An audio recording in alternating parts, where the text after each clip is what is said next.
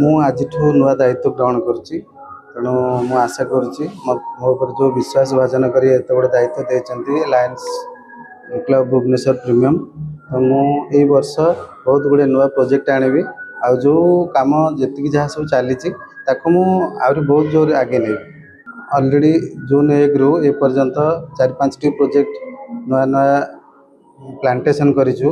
ଆଉ ବହୁତ ଗୁଡ଼ିଏ ରଥଯାତ୍ରାରେ ବି 3-4ଟି ପ୍ରୋଜେକ୍ଟ ଆମେ କରିଥିଲୁ ପୁରୀରେ ଆଉ ଭୁବନେଶ୍ୱରରେ, ଯେଉଁଗୁଡ଼ାକ ବହୁତ ଅସୁବିଧାରେ ବି ଲୋକ ଥିଲେ ବର୍ଷା ସମୟରେ ଆମେ ତାଙ୍କୁ ସାହାଯ୍ୟ କରିଛୁ ଷ୍ଟଲ୍ କରିକି। ତାପରେ ଆମେ ଛତା ବଣ୍ଟନ କରିଛୁ, କମଳ ବଣ୍ଟନ କରିଛୁ, ଯାହା ଯାହା ସବୁ ଯେଉଁଠି ଆବଶ୍ୟକ ବର୍ଷାରେ ଯେଉଁ ପାଣି ଯେଉଁ ଏରିଆରେ ପଶିଛି ଓଡ଼ିଶାରେ, ଆମେ 4-5ଟା ଡିଷ୍ଟ୍ରିକ୍ଟରେ ଯାଇ ବହୁତ ସାହାଯ୍ୟ କରିଛୁ। ତେଣୁ ଆଗକୁ ଏସବୁ ଆମେ ବହୁତ ଜୋରରେ ହେବୁ। ଆମେ କୌଣସି ପଇସା କଲେକ୍ସନ୍ କରୁନୁ କିମ୍ବା କୌଣସି ଲୋକଙ୍କଠୁ ଆମେ ପଇସା ଆଣୁନୁ। ଆମେ ନିଜର ଇନକମ୍ ବା ଆମେ ଆମରି ଭିତରେ କଲେକ୍ସନ୍ କରି ଆମରି ପଇସାକୁ ଆମେ ଇନଭେଷ୍ଟ କରୁଛୁ। ଆଉ ଗରିବ ଲୋକମାନେ ବା ବୃଦ୍ଧମାନେ ବୃଦ୍ଧା ଯେଉଁମାନେ ରହିଲେ ଅସୁବିଧାରେ ଅଛନ୍ତି ସେମାନଙ୍କୁ ଆମେ ସାହାଯ୍ୟ କରିବୁ। ଦେଖନ୍ତୁ, ଆଜି ଆମର ଏଇ ଯେଉଁ ଅଧିବେଶନ ହେଉଛି ଫଙ୍କସନ୍, ଏଥିରେ ରେଭିନ୍ୟୁ ଡିଷ୍ଟ୍ରିକ୍ଟ 13ଟା ଡିଷ୍ଟ୍ରିକ୍ଟ ଆଉ ଆମର ରିଲାଏନ୍ସ ଡିଷ୍ଟ୍ରିକ୍ଟ ହେଉଛି 3-2-4 ଏହାର ସମସ୍ତ କାର୍ଯ୍ୟକର୍ତ୍ତା ବର୍ତ୍ତମାନ ଆସିଛନ୍ତି।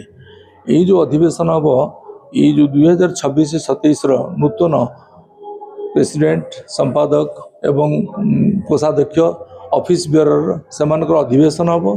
ଏଇମାନେ ଗୋଟେ ଯେମିତି ଆମର ଗୋଟେ ବାଇଲ ଗୋଟେ ମାନଦଣ୍ଡ ଗୋଟେ ତିଆରି ହେବ, ଏ ବର୍ଷକ ସାରା କ'ଣ କାମ କରିବୁ। ତେଣୁ ଆମେ ହାତକୁ ନେଇଛୁ, ଯେହେତୁ ମାନବ ସେବା ହେଉଛି ଭଗବାନଙ୍କ ସେବା, ସେକୁ ଆମେ ବର୍ତ୍ତି ରଖିକରି ଆମେ ଦେଖିଛୁ କଟକରେ ଏବେ ଯାଇଥିଲୁ ଚାଇଲ୍ଡ କେୟାର କ୍ୟାନ୍ସର ପେସେଣ୍ଟକୁ, ସେମାନଙ୍କୁ ଦେଖିଲେ ବହୁତ ଦୁଃଖ ଲାଗୁଛି। ତାଙ୍କ ପାଇଁ ଗୋଟେ ପରମାନେଣ୍ଟ ପ୍ରୋଜେକ୍ଟ କରିବୁ, ବର୍ଷକ ସାରା ତାଙ୍କ ସାଙ୍ଗରେ ରହି କାମ କରିବୁ। ଏବଂ ଦ୍ୱିତୀୟ କଥା, ବୃଦ୍ଧାଶ୍ରମ ଯେଉଁଠି ଲୋକମାନେ ମାନେ ବାର୍ଦ୍ଧକ୍ୟ ଅବସ୍ଥାରେ ବହୁତ ହୀନସ୍ଥା ହେଉଛନ୍ତି, ତାଙ୍କର ସହାୟତା ମିଳୁନି, ସେମାନଙ୍କ ପାଇଁ ଗୋଟେ ପରମାନେଣ୍ଟ ପ୍ରୋଜେକ୍ଟ କରିବୁ। ଆଉ ତାପରେ ଆମର ଲାୟନ୍ସର ଯାହା ଯାହା ସେବା ସବୁ ବୃକ୍ଷରୋପଣ, ବିଭିନ୍ନ ସ୍କୁଲର କାର୍ଯ୍ୟକ୍ରମ ଏବଂ ମାନେ ଖାଦ୍ୟପେୟ, ଏଇଗୁଡ଼ା କମ୍ବଳ ବଣ୍ଟନ, ଏସବୁ କାର୍ଯ୍ୟ ଜାରି ରହିବ। ହେଲ୍ଥ ସେବା ମଧ୍ୟ ଜାରି ରହିବ। ଆମେ ସେ ଜିନିଷ କରିବୁ ନାହିଁ। ଆମେ ଯେଉଁ ଜିନିଷ କରିବୁ, ଯେଉଁମାନେ ନିହାତି କରିବ, ଏଠି ମୁଁ ଆପଣଙ୍କୁ ଗୋଟେ କହିଦେଉଛି, ଆମର ଗୋଟେ ଆମେ ଲାୟନ୍ସ ମାନେ ହାତ ବଢ଼ାଉଛୁ। ଗୋଟେ ବୃଦ୍ଧାଶ୍ରମ ଅଛି ଆମର ରଘୁନାଥପୁରରେ, ଯେଉଁଠିକି ଆମେ ସେଠି ଅକୁଞ୍ଚିତ ସାହାଯ୍ୟ କରୁଛୁ। ସେଠି କୌଣସି ଜିନିଷ ନିଆଯାଏନି କାହାଠାରୁ, କେବଳ ଆମେ ତାଙ୍କୁ ବେଡ଼୍ ଦେବୁ, ଖାଇବାକୁ ଦେବୁ, ରହିବାକୁ ଦେବୁ, ସବୁ ଜିନିଷ ଯୋଗାଇ ଦେବୁ।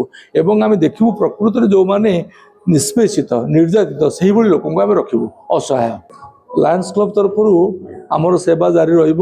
ଆମେ ଯେଉଁ ଯିବୁ ବାହୁଡ଼ାକୁ ଜଳ ବଣ୍ଟନ କରିବୁ। କାହିଁକି, ମୁଁ ଆଉ ଗୋଟେ ଅର୍ଗାନାଇଜେସନ୍ ଅଛି ଆଣ୍ଟି କରପ୍ସନ୍ ଆଉ ଇଣ୍ଟେଲିଜେନ୍ସରେ ଓଡ଼ିଶା ଷ୍ଟେଟ୍ ପ୍ରେସିଡେଣ୍ଟ, ସେଥିରେ ମୁଁ ଆଉ ଆମର ଡକ୍ଟର ଅସିତ କୁମାର ମହାନ୍ତି ଆମେ ଯାଇକରି ସେଠି ଆମକୁ ଗଭର୍ଣ୍ଣମେଣ୍ଟ ତରଫରୁ ଷ୍ଟଲ୍ ଦିଆହେଇଥିଲା। ଆମେ ବସିକି ବହୁତ ସକ୍ସେସଫୁଲ୍ ପ୍ରୋଗ୍ରାମ୍ କରିଛୁ।